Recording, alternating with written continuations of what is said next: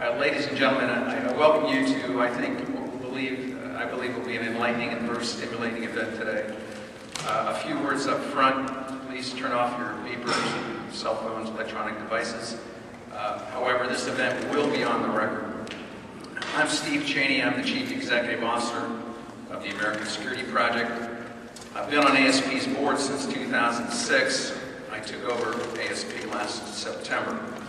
ASP, for those unfamiliar, is a very unique organization. We seek to educate the American public on timely issues that have severe national security implications. We are nonpartisan and nonprofit. Our board has Republicans, Democrats, businessmen, businesswomen, and retired military flag officers on it. We have no agenda other than improving America's national security. We have an intense interest in nuclear security, and today's event was organized by our Director for Nuclear Security, Ms. Terry Lodge, who's down here in front. Dr. Gallucci will make some opening remarks. Following that, we will take questions. When we do take questions, please wait to be recognized, wait for the microphone, state your name and affiliation, and try to keep your comments short and your questions shorter. I first met Bob when I was a student at the National War College in 1989. Bob was in pretty high demand there at the National War College because you knew you would be intellectually challenged by him. He was perhaps the most respected expert on nuclear proliferation in the country. Given today's topic, the Iranian nuclear problem, I can't think of anyone who's better to talk about dealing with rogue regimes, proliferators, or dictators. Now, I know, Bob, that you were held, or some might say arrested, I suppose, by Saddam Hussein prior to Desert Storm in Baghdad. He was working for the UN at the time. He was later the senior coordinator responsible for non-proliferation and nuclear security initiatives in the former Soviet Union. He was then the chief U.S. negotiator during the North Korean nuclear crisis in 1994. And he was a special envoy dealing with the threat posed by proliferation of ballistic missiles and weapons of mass destruction from 1998 until 2001.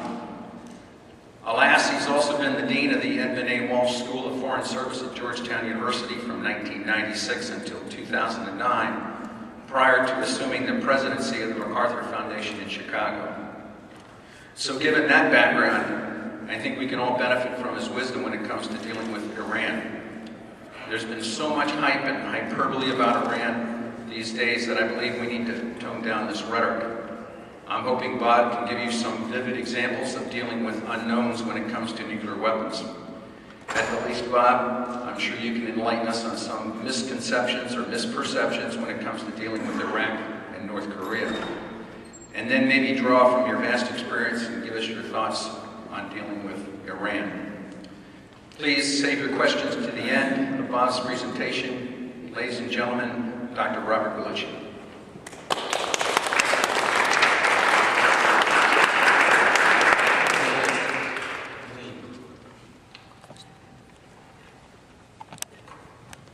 Okay, so you all witnessed me medicating at the table here in a kind of urgent sort of way. It's nothing contagious. Got a swollen toe. Anyway, so I was thinking that I will try some framing comments, but not a lengthy presentation, because we have experts in this audience, and I think we should turn it into a discussion as soon as we can. I do have some things I want to assert, but then I would really like to open it, and not just to questions, but to general discussion. When I was thinking about what I might say to an expert audience on this topic, the first thing that occurred to me is that, as Steve just said, we've been talking about this. We've been over this ground.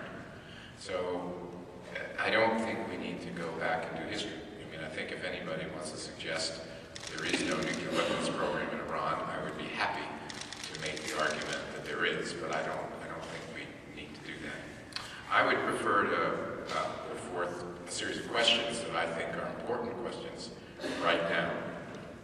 I also will propose some answers to those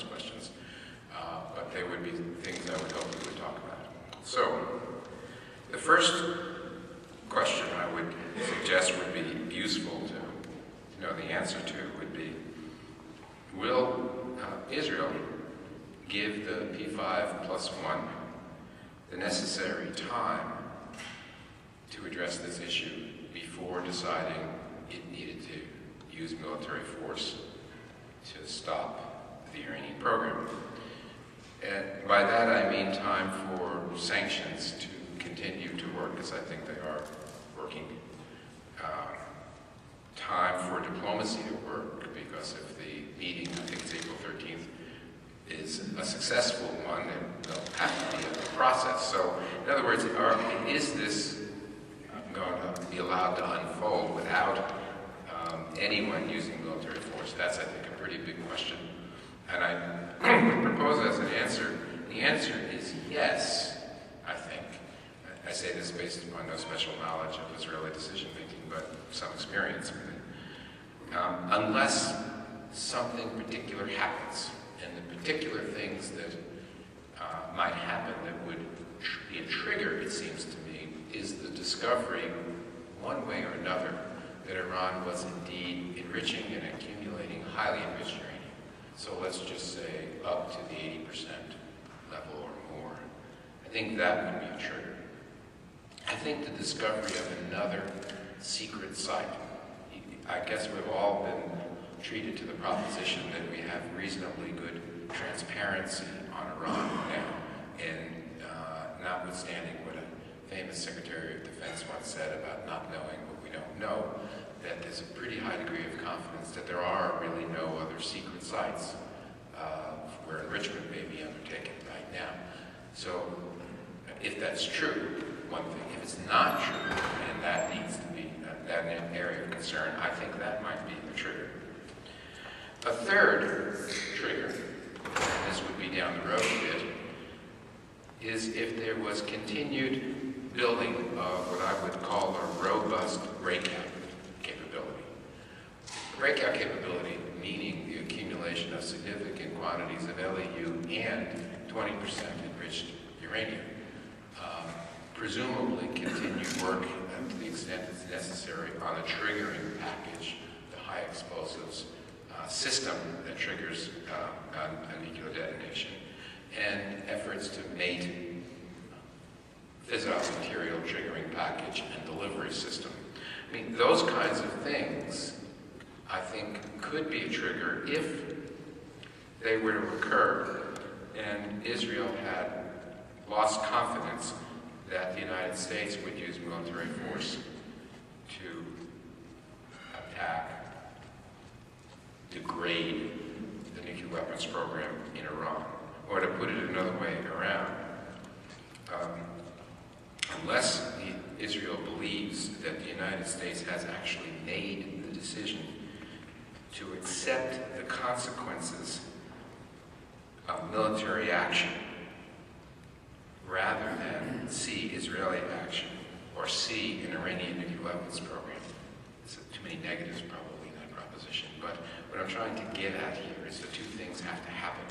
Something the Iranians do that triggers and the belief that it will not trigger U.S. action.